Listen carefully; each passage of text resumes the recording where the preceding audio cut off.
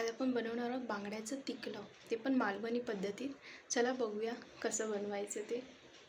मसाला तयार करण्यासाठी आपण घेतले धने, हिरवी मिरची, ओलं खोबरं, लसूण, थोडीशी हळद आणि कांदा हे आपण मिक्सरमध्ये वाटून घ्यायचं आहे.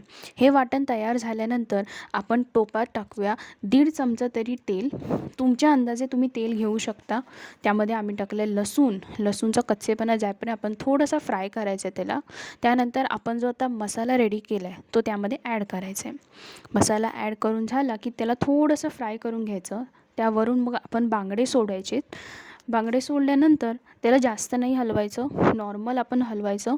त्यामध्ये आपण घालायचं आहे कोकम, कारण मालवणी बनवायचं आहे त्यामुळे कोकम हे गरजेचंच आहे. नंतर आपण टाकणार आहोत मीठ आणि आता आपल्याला थोडं ढवळून घ्यायचं आहे. तुम्हाला जशी ग्रेव्ही पाहिजे त्या अंदाजे. तुम्हाला व्हिडिओ आवडली असेल तर लाईक करा, शेअर करा, सबस्क्राईब करा आणि कमेंट पण करा. भेटूया नेक्स्ट व्हिडिओमध्ये. बाय.